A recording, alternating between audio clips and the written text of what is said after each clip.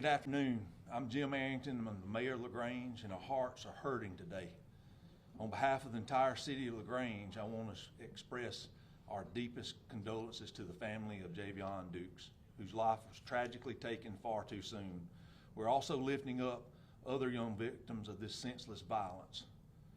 Montija Hand, Aja Pruitt, Jadarius Blackman, Shakayla Cofield, Titus Dunlap, and Yana Leonard, who are recovering from their injuries. We continue to pray for their healing, for their families, and for everyone impacted by this devastating event. This should never have happened. The violence we witnessed is absolutely senseless. It has shaken our community, and it must stop. We need your help. The LaGrange Police Department is working tirelessly to solve this crime and to bring those responsible to justice. But we cannot do it alone. If you were at the party, or if anyone you know was at the party, no matter how small you think it may be, it could make a difference of any information you may have. You can contact us directly by calling 911, or you can submit information anonymously using TIP 411 system. Simply text the keyword LaGrange and your message to 847-411. And then text us your information. You can even upload videos, pictures, and it's all anonymous. Please, if you know something, say something. Now's the time to come together as a community to stand against this violence. And at this time, I'd like to invite Major Dale Strickland to share what happened and give us the latest on the investigation. Good afternoon, everyone. Again, I want to echo on behalf of the LaGrange Police Department and Chief Ivash our condolences to the families that were affected by the senseless violence.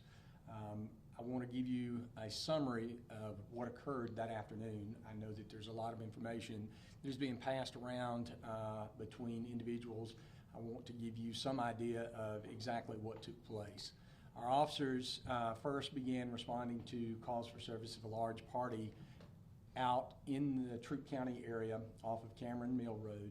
There was a party that was taking place at one of our lake accesses there.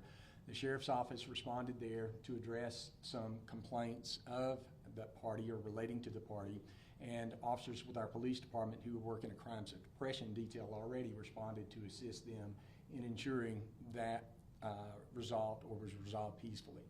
As our officers responded to that area, the group began to break up. There were in excess of 100 people, I'm told, there.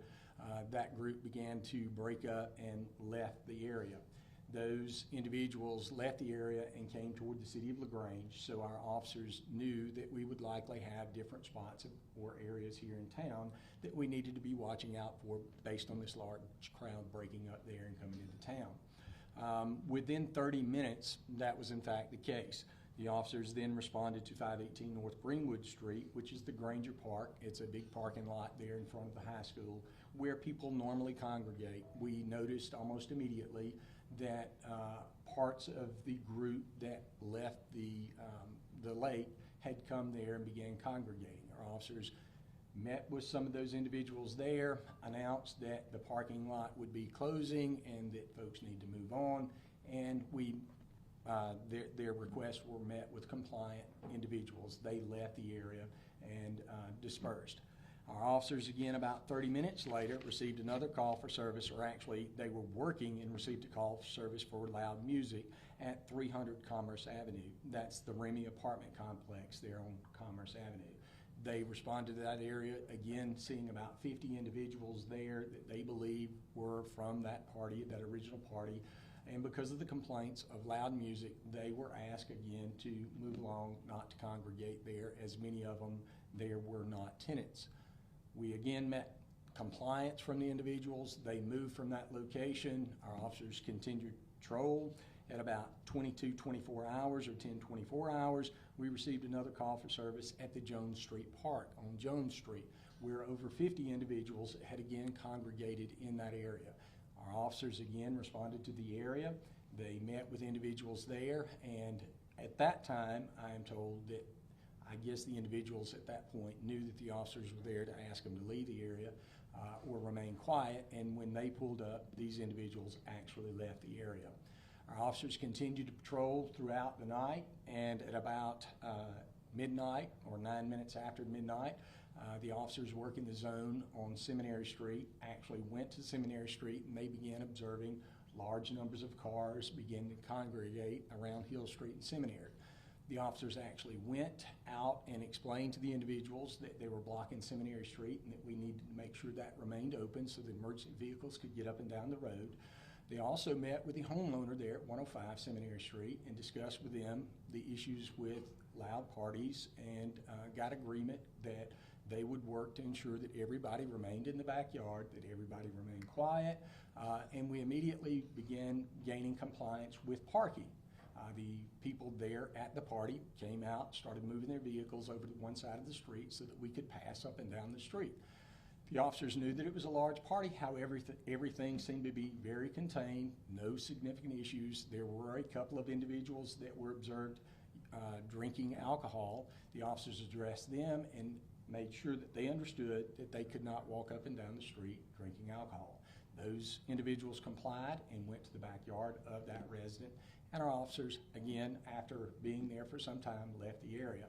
They remained in that general vicinity knowing that it was a larger party, not unlike some other nights that we have here in the spring or summertime in LaGrange, where folks congregate and enjoy one another and having parties in town. They just remained in the area to be vigilant, to make sure there weren't any issues.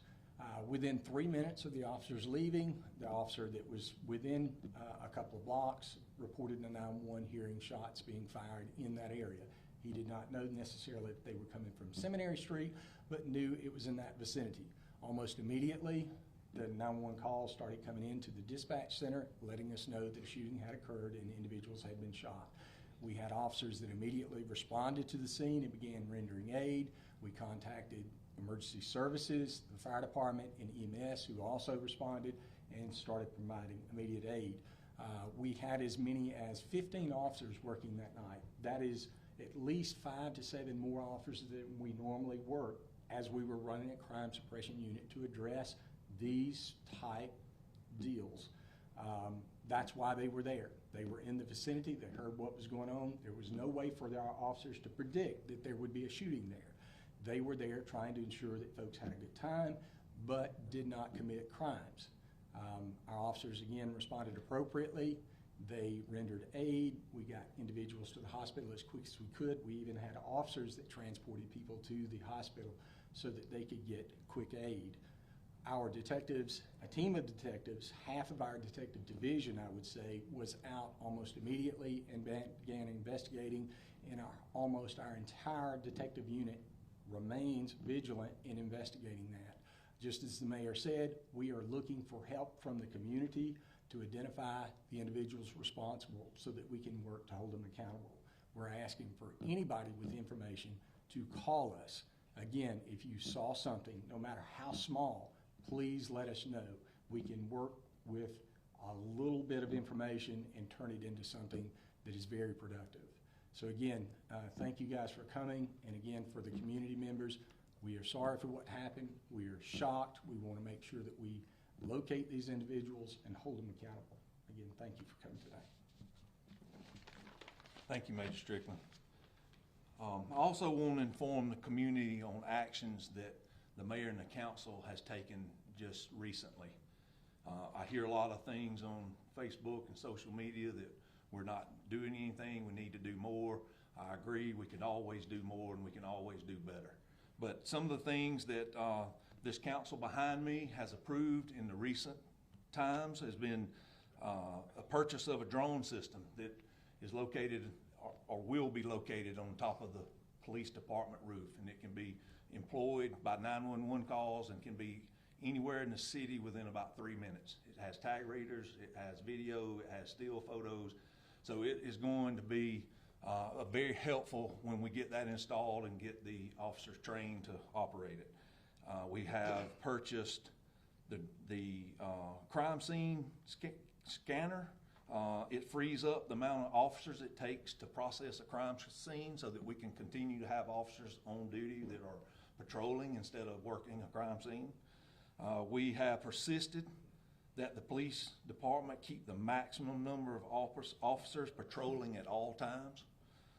We have increased starting salaries to fill vacant positions. We are utilizing school resource officers in the normal shifts to add more available officers during the summer.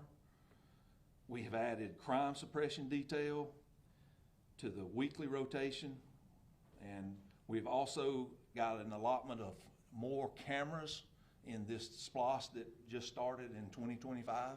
So there will be more cameras going up. We already have a numerous amount of cameras that at our major intersections and at locations that are high traffic areas. Like I said, we've increased the salaries and the cameras. With all this, all the things that we've added, all the things that we've done, it's obvious that we cannot police our way out of this situation, this violence. We're going to need the families to be involved. We're going to need the churches involved. We're going to need the community involved. I ask each of you to be in prayer for our community and these victims, along with their families. Again, I urge anyone with information to contact our police department, our TIPS 411, and share it with us so that we can solve this horrible crime. To the people of LaGrange, I'm asking you to come together. We must stand united in the face of this tragedy. We must support these families. We must help our police solve this crime, and we must do everything in our power to prevent future violence in our city. LaGrange is a community that cares. I know we can come together and be stronger if we stand together. Thank y'all. Maybe quickly, any idea on the motive? No, sir. We're still working through that. This investigation is brand new. We're still actively working. The entire team is working to identify the people responsible and a motive for the crime. Is this the first time that parties like this have happened in the city where they started in one location and moved to multiple locations? No, sir. This is not an uncommon for members of our city to move from one spot to another to enjoy an afternoon. Like I said, they started at the lake.